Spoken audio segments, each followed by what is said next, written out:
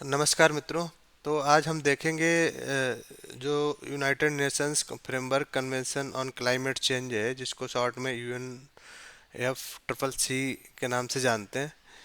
ये क्या है, इसका गठन क्यों हुआ था और इसका क्या मतलब मेन कार्य इसके क्या क्या है, तो वो आज समझने की कोशिश करेंगे। तो सबसे पहले तो हम ये देखते हैं कि ये क्या है बेसिकली, इसका मतलब रोल क्यों हुआ। तो आप ये देखो, इसके डेफिनेशन से ही पहले से वो समझते हैं डेफिनेशन में क्या इन्होंने कह रखा है। ये डेफिनेशन में कह रहे हैं कि ये एक इंटरनेशनल ट्रीटी है। इंटरनेशनल ट्रीटी मतलब ये देशों के बीच में अलग अलग देश इस ट्रीटी के मेंबर होंगे। और ये क्लाइमेट चेंज और जो ग्रीन हाउस गैसेस जो हमारे वातावरण में बढ़ रही हैं, उनको पर्यावरण में जो ग्रीन हाउस गैसेस का जो मात्रा बढ़ती जा रही है लगातार, उसको कम करने के लिए इसका मतलब गठन किया गया है। अब इसको देखें, ये 1992 में ये इसको अडॉप्ट किया गया था, और जो एक्चुअल जो काम मतलब इसको जो फोर्स में आई है वो 1994 में आई है। इसका गोल वही है कि जो जो मतलब इंसानों का जो क्लाइमेट सिस्टम के साथ जो हस्तक्षेप जो बढ़ता जा रहा है लगातार, उसको रोकने के लिए। अब इसके ओरिजिन की बात करें तो जैसे आप सबको पता ही होगा कि हर कोई आपने सुना होगा, कहता रहता है कि बहुत मतलब अब जो भी ये वेदर कंडीशंस हो रही हैं, जैसे एटमॉस्फेयर है वो एक्सट्रीम होता जा रहा है। मतलब गर्मी पड़ती तो बहुत ज़्यादा, एकदम रिकॉर्ड तोड़ गर्मी पड़ती जाती है। सर्दी तो बिल्कुल अब पड़ती ही नहीं है, ख़त्म ही होती जा रही धीरे धीरे। तो ये इसका मतलब यही है कि ये जो हमारे जो वातावरण है उसमें धीरे धीरे ये गैसों की मतलब जो ग्रीन हाउस गैसेस बोलते हैं जिसमें, तो उनकी मात्रा ये लगातार बढ़ती जा रही है, जिससे कि ये पृथ्वी गर्म हो रही है। इसका तापमान लगातार बढ़ता जा रहा है। तो अब इसी को ही ये पृथ्वी को बचाने के लिए ये सभी मतलब ऐसा लोग जो सभी देश हैं, ये मिलके एक एक जगह पे मिले, जिसको जो कि ब्राजील का शहर है रियो। वहाँ पे ये सभी लोग मिले और उस एक सम्मेलन हुआ। उस सम्मेलन का नाम दिया गया अर्थ समिट, जिसको मतलब रियो सम्मेलन भी बोलते हैं, अर्थ सम्मेलन भी, मतलब ये पृथ्वी सम्मेलन भी बोलते हैं हिंदी में बोले तो वहाँ पे ये यूएन एफ ट्रिपल सी ये फार्मली इसको अडॉप्ट किया गया है। ठीक है, अब इसका हिस्टोरिकल कॉन्टेक्स्ट देखें तो वही है कि लोगों को जैसे जो देश हैं उनको धीरे धीरे आभास हो गया कि हाँ, धीरे धीरे जो क्लाइमेट है वो चेंज हो रही है, लगातार पृथ्वी का तापमान बढ़ रहा है। और ऐसे ही बढ़ता रहा तो धीरे धीरे आने वाले समय में फिर मतलब यहाँ पे रहना या जीवन बहुत मुश्किल हो जाएगा या सब। तो उसी को ही ये एड्रेस करने के लिए ये सारे जो भी है इस समिट का आयोजन किया गया था। अब इसको थोड़ा और समझने की कोशिश करते हैं। तो ये जैसे मैंने एक्सप्लेन किया है 1992 में मतलब अर्थ समिट बोलो या हिंदी में बोलो तो पृथ्वी सम्मेलन, ये ब्राज़ील के रियो शहर में किया गया था ऑर्गेनाइज। और 1994 में ये इसको अडॉप्ट कर लिया गया। अब इसके मतलब दो और जो हैं इसके जो ज- इसके जो बोल लो कि जो सिस्टर कन्वेंशन है, सिस्टर सम्मेलन है इसके, इसी के सम्मेलन है, तो उनमें उनको एक को बोलते हैं सीबीडी और एक बोलते हैं यूएन डबल सी डी। मतलब सीबीडी मतलब United sorry convention on biological diversity, जो जिसका मतलब क्या होता है कि जो बायोलॉजिकल जो हमारी डाइवर्सिटी होती है उससे रिलेटेड ये सम्मेलन होते रहते हैं। और एक है United Nations convention combat desertification. एक तो जो मतलब जो लगातार जो डिजर्ट जो बढ़ते जा रहे हैं उसको रोकथाम के लिए ये यूएनएस यूएन डबल सी डी ये सम्मेलन होते रहते हैं। अब इसके सिग्नेटरीज की बात करें, इसमें लगभग सभी हैं, पूरे मतलब विश्व के देश हैं, बट 98 पार्टीज हैं इसमें। और इसको यूएन, इसमें इंडिया भी शामिल है। और इसका भाई लक्ष्य जैसे हमने बताया कि जो इंसान का जो जो क्लाइमेट सिस्टम के साथ हस्तक्षेप लगातार बढ़ता जा रहा है, पेड़ कट रहे हैं और धुआं और ये इतनी मतलब जो ग्रीन हाउस गैसेस हैं जैसे कार्बन डाइऑक्साइड हो गई, और ये सारे जो हमारे सिस्टम जो पृथ्वी पर बढ़ती जा रही है इन्वायरमेंट में, जिसकी वजह से पृथ्वी का तापमान लगातार बढ़ता जा रहा है। तो उसको जो खतरनाक जिसको बोलते हैं कि इंसान का हस्तक्षेप जो हमारे सिस्टम, क्लाइमेट सिस्टम के साथ बढ़ रहा है, उसको रोकने के लिए ये इसका मुख्य लक्ष्य एम है, लक्ष्य है। अदर इन्फॉर्मेशन भी हम देख लें तो ये इसके अब पहले तो ये समझो कि जो ये UNFCCC, इसके जो देश हैं इनको पार्टीज बोलते हैं, और ये हर साल इनका कहीं ना कहीं पे ये आपस में मतलब मिलते रहते हैं। उनको बोलते हैं कॉन्फ्रेंस ऑफ पार्टीज, COP करके जो ना आता है, वो हर साल इनका सम्मेलन होता रहता है, उसको COP बोलते हैं। ठीक है, तो COP जहाँ पर भी कहीं पे आपको दिख जाए, उसका मतलब वो UNFCCC के ही मीटिंग हो रही है। तो इनका जो 1997 में जो ये मिले थे, उसको हम क्योटो प्रोटोकॉल बोलते हैं, जो कि एक मेन इसकी इसका सम्मेलन है। और एक पेरिस पेरिस एग्रीमेंट जो 2015 में, ये कुछ जो दो हैं इसके मेन एग्रीमेंट मतलब सम्मेलन हुए इनके, इनके बारे में भी जानेंगे।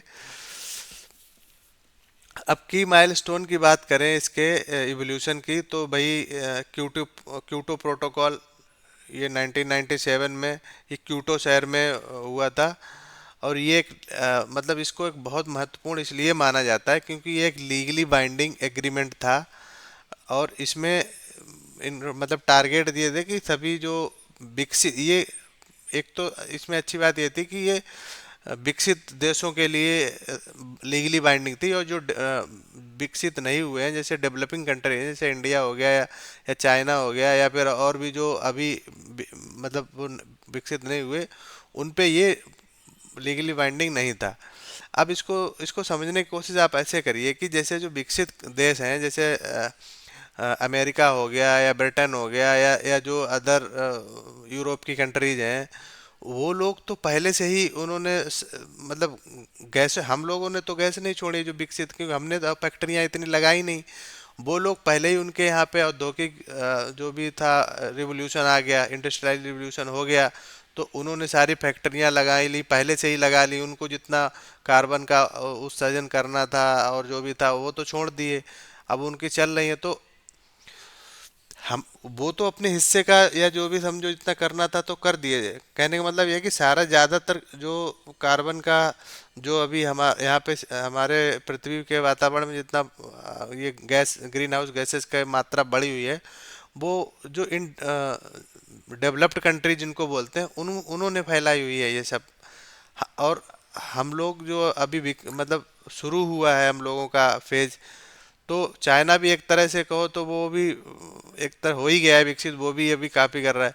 तो जो बिल्कुल इन्होंने शुरू ही नहीं किया है उन पे आप बैन लगा दो या उनको फोर्स करोगे आप भी गैस कम करो। तो इसलिए ये क्योटो प्रोटोकॉल महत्वपूर्ण माना जाता है, क्योंकि इसने क्या किया है, इस क्योटो प्रोटोकॉल ने, इम्पोर्टेंट है नोट कर लो, कि जो विकसित जो राष्ट्र हैं जैसे कि USA हो गया, और या जो भी और भी विकसित राष्ट्र यूरोप के हो गए, तो उनको उनको ये बाध्य करती है ये प्रोटोकॉल कि आपको ये जो गैसेस हैं उनको कम करना होगा, उनका उत्सर्जन कम करना होगा, जिससे कि हमारा गैस जो हमारा जो पृथ्वी का तापमान बढ़ रहा है उस पर हम कंट्रोल कर सकें थोड़ा। उसके बाद एक कंपेंगन अकॉर्ड 2009 में हुआ, ये एक नॉन बाइंडिंग एग्रीमेंट था। इसका कुछ खास वो नहीं है, बस ये है कि ये बेसिकली इसमें सभी देशों ने इसको मतलब माना है कि हाँ ये क्लाइमेट एक रियल मुद्दा है और हमारे पृथ्वी का तापमान बढ़ रहा है और आने वाले समय में एक भयंकर संकट का रूप ले सकता है। उसके बाद एक पेरिस एग्रीमेंट हुआ 2015 में, इसको भी महत्वपूर्ण माना जाता है, क्योंकि ये क्या करता है, इसमें यहाँ पे इन्होंने कुछ लिमिट सेट कर दी हैं कि लिमिट ये सेट करी है कि हम हमारा जो ग्लोबल टेम्परेचर है उसको 2% से नीचे ही बढ़ने देना है, मतलब 2% से ज़्यादा नहीं बढ़ने देना है पृथ्वी का तापमान। जो ग्लोबल टेम्परेचर है वो हर साल बढ़ रहा है जैसे, तो उसको 2% से ज़्यादा नहीं बढ़ने देना है हर साल। तो इस तरह का ये एम इसमें रखा गया था, इसलिए ये पेरिस एग्रीमेंट इम्पोर्टेंट है। अब इसके की माइलस्टोन्स पर वही हम मतलब जैसे एक्सप्लेन किया, क्योटो प्रोटोकॉल 1997 में आया और 2005 में इसको रेटिफाइड किया गया।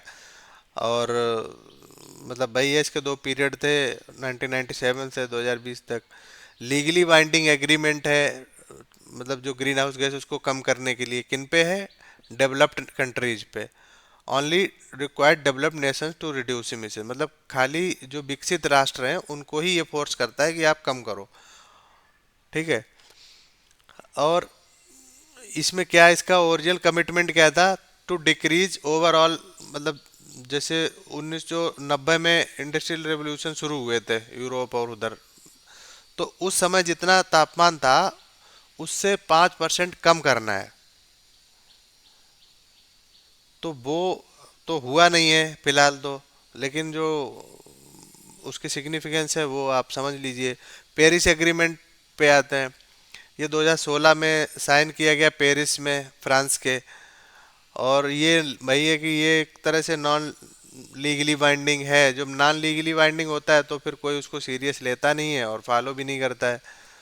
Overall global limit, global temperature को इसमें बोला है कि जो प्री इंडस्ट्रियल एरिया है, इंडस्ट्रियल जो लेवल थे उससे 1.5 डिग्री तक ही उसको लिमिट करके रखना है, या हर साल 2% से ऊपर मतलब उसको नहीं बढ़ने देना है। और इसने सभी राष्ट्रों को बोला है कि आपको मतलब ऐसा नहीं है, पहले जो क्योटो प्रोटोकॉल में क्या था कि ये लीगली बाइंडिंग था और डेवलप्ड नेशन के लिए था, लेकिन जो पेरिस एग्रीमेंट है इसमें सभी लोग को करना, कम करना है, लेकिन वो किसको, वो कैसे करना है? वो लीगली बाइंडिंग नहीं है। आप ऐसा नहीं है कि आपको करना ही करना है। अब ये आपके ऊपर है, इसमें कुछ मतलब हर राष्ट्र को अपने अपने एनडीसी डिजाइन डिजाइन डिफाइन करने होते हैं। नेशनली डिटरमिन्स कंट्रीब्यूशन, उनको वो डिफाइन करके वो उनको शेयर करना होता है इसकी कमेटी को। हाँ हम इतना कर रहे हैं, इतना हमारा टारगेट है, ऐसे करके। अब क्योटो प्रोटोकॉल में देखो सभी डेवलप्ड कंट्रीज हैं, लेकिन इसमें 192 नेशन साइन किए और यूएस, अमेरिका ने साइन नहीं किया। इसका मतलब अमेरिका इसका पार्ट नहीं था। तो भाई ये इंटरनेशनल ट्रीटी है क्लाइमेट चेंज के लिए, उसे को मतलब बचाने के लिए ये लाई गई है, save earth and fight climate change. अब पेरिस एग्रीमेंट का भाई बात करें, ये जो पेरिस एग्रीमेंट 2015 में हुआ था, ये 21वीं इनकी सीओपी, मतलब जो कॉन्फ्रेंस ऑफ पार्टीज थी वो 21वीं थी इनकी। इसलिए जो 21 लास्ट में लिखा होता वो वही होता कि ये पार्टी इनका जो कॉन्फ्रेंस है वो कितने नंबर की थी, तो ये 21 हो गई। ये 2015 में पेरिस, जो फ्रांस का पेरिस शहर है वहाँ पे हुआ था। तो इसका गोल जो अभी जैसे मैंने एक्सप्लेन किया इसमें यही था कि जो ग्लोबल वार्मिंग है इसको वो 1.5 डिग्री सेल्सियस पे जो है वो लिमिट करना है, with all countries setting their own emission reduction target. मतलब भाई कि हर देश को अपना अपना अलग अलग जो भी है वो टारगेट सेट करना है, जिसको एनडीसीज बोलते हैं। वो सेट करके और कंटिन्यूसली फिर इनको शेयर भी करना होता है। अब इसको फीचर्स में देखें तो यही तो, एक तो ये वॉलेंटरी है, मतलब ये वॉलेंटरी नेशनल प्लेजेज होते हैं जिसको आपको मतलब अपने हिसाब से डिफाइन करके और उनको जो भी इनका यूएनएफ ट्रिपल सी रहता है उनको शेयर करना होता है। और इसमें ये भी कहा गया है कि जो फिनांस, जो भी डेवलपिंग कंट्रीज हैं उनको, जो डेवलप्ड कंट्री हैं जैसे यूएसए हो गया वो, तो वो उनको फिनेंशियली हेल्प करेंगे, मतलब उनको पैसा देंगे कि आप। अब होता क्या है कि जैसे उन्होंने तो कोयला आराम से, मतलब आराम से जला के जो भी उनको गैस वो उत्पादन करना था वो कर दिया, उनकी वजह से हो गया। अब हमारे यहाँ पे इंडस्ट्रियल रिवोल्यूशन अभी हो रहा है। अब वो हमसे बोल रहे हैं आप कोयले से बिजली मत बनाओ, आप बिजली बनाओ तो मतलब सोलर पैनल से बनाओ जिसको रिन्यूएबल एनर्जी बोलते हैं, या वैसे बनाओ जिससे कि जिससे कार्बन का मतलब उत्सर्जन कम हो। अब वो हम तो उसके लिए तो टेक्नोलॉजी हमको डेवलप करनी पड़ेगी, उसमें खर्चा आएगा। तो अब वो लोग तो पहले से ही वो चीज़ डेवलप कर चुके हैं, उनके पास पैसा है।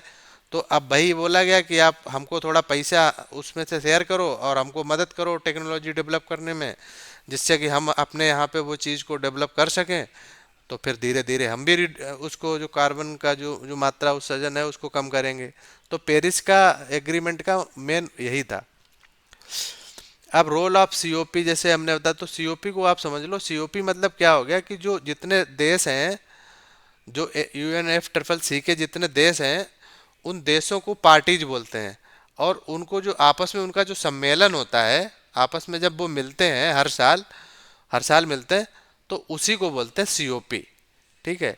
और उसमें वो मिलके क्या करते हैं, आपस में निगोशिएट करेंगे कि हाँ मतलब उनका चलता रहता है कि जो विकसित है, विकसित राष्ट्र हैं, वो बोलते हैं कि हम आप कम करो, उनको दबाव बनाते हैं जो जो अभी विकासशील देश हैं जैसे भारत हो गया, कि आप जो ग्रीन हाउस गैसेस हैं उनको कम करो, उत्सर्जन उनका। तो अब विकसित राष्ट्र यही बोलते हैं, सॉरी विकासशील जो डेवलपिंग कंट्रीज हैं वो यही बोलती हैं कि हमको पैसा दो आप लोग। तो ऐसे उनका कुछ ना कुछ निगोशिएशन चलता रहता है हर साल, जो उनकी एनुअल मीटिंग होती है। और उन फिर जो कितना अभी पिछली साल कितना कम हुआ क्या हुआ उसका प्रोग्रेस रिव्यू भी करते हैं, कुछ हुआ भी है या नहीं हुआ, क्यों नहीं हुआ, उसके कारण तो उसका रिव्यू चलता रहता है।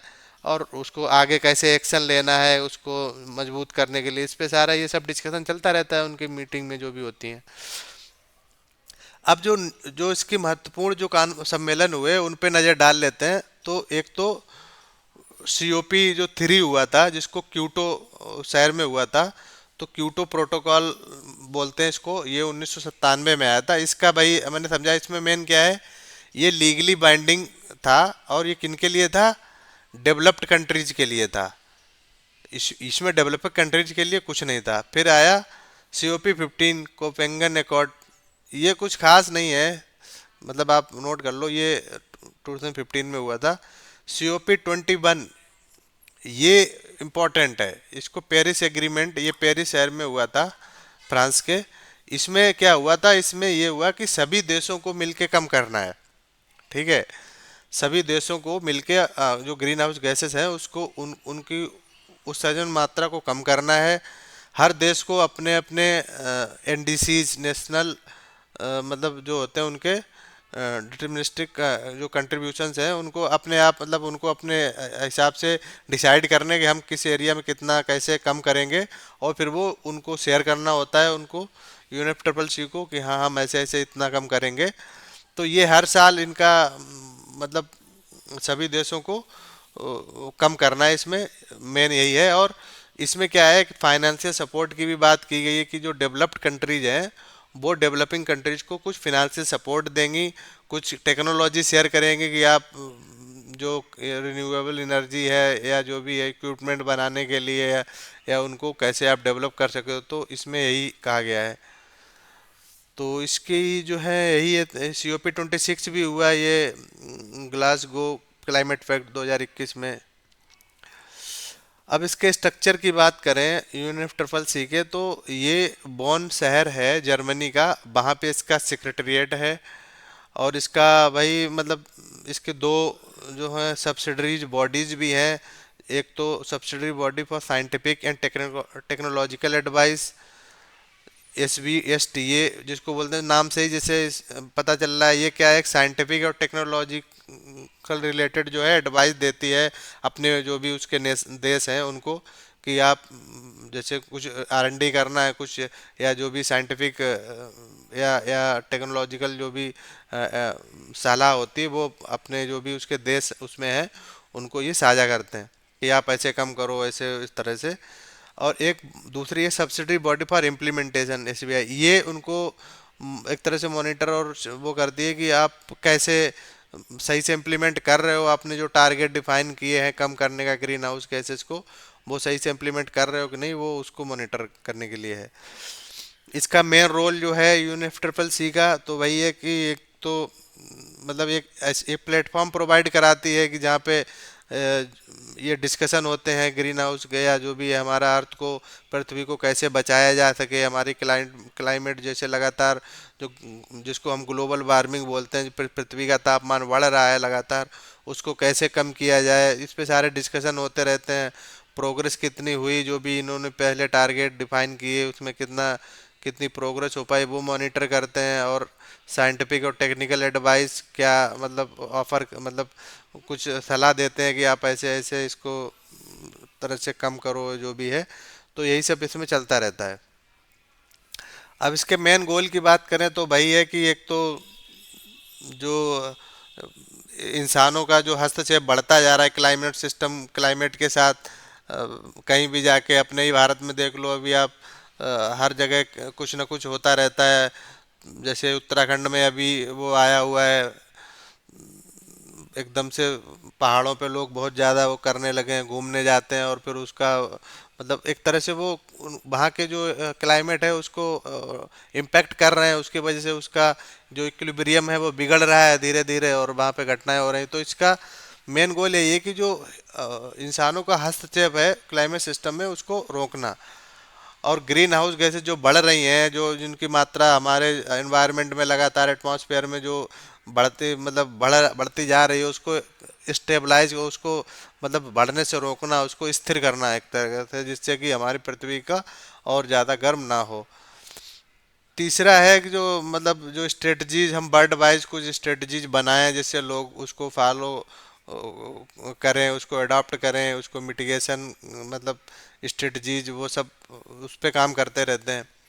जो वल्नरेबल नेशंस हैं, जैसे जो गरीब देश हैं, या जो जो चीज जो उनको कम नहीं कर पा रहे हैं, उनको या विकसित देश हैं, उनको सपोर्ट करें, फिनेंशियल सपोर्ट करें, जिससे कि वो चीज़ वो टेक्नोलॉजी को वो अपने देश में लागू कर सकें, जिससे कि जैसे आप अभी आपने देखा कुछ समय से बहुत ज़्यादा चर्चा हो रही है रिन्यूएबल एनर्जी पे, कोल पे नहीं हम मूव करेंगे, हम इलेक्ट्रिक कारें बनाएंगे, सोलर पैनल बनाएंगे, जिससे बिजली हम अभी कोयले से हो रही है, कोयले से ना उत्पादन करके इससे बनाएंगे।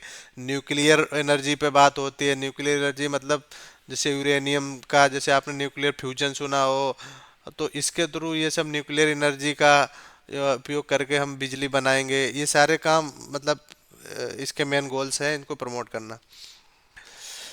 अब इसमें चैलेंजेस क्या हैं वो एक बात देखें तो सबसे बड़े तो यही है कि जो जो टारगेट जो होता क्या है कि अब क्योंकि सबको बोला गया है पेरिस एग्रीमेंट में कि आप अपने अपने टारगेट शेयर करो, आप कैसे रिड्यूस करोगे, तो लोग दे तो देते हैं बना के, हाँ हम ऐसे ऐसे करेंगे, लेकिन वो सही से इम्प्लीमेंट हो रहे हैं कि नहीं हो रहे हैं, वो एक बड़ा चैलेंज है उसको करना।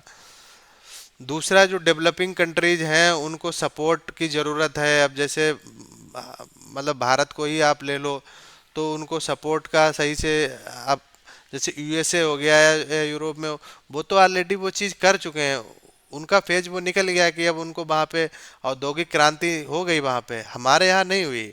हमको अब हम अभी उस फेज से गुजर रहे हैं जहाँ से हमको अपनी अपने जो हमारे जो औद्योगिक हैं, इंडस्ट्री है, फैक्ट्रियां हैं, उनको लगाना है, उनमें प्रोग्रेस करना है, वो हमारा फेज अभी चल रहा है। तो हमारे यहाँ पे अभी औद्योगिक क्रांति आनी है। तो जब आनी है तो हमें तो अभी वो हमारा तो ज़्यादा होगा ही उसमें कोयले का, हमारे पास वो टेक्नोलॉजी नहीं है।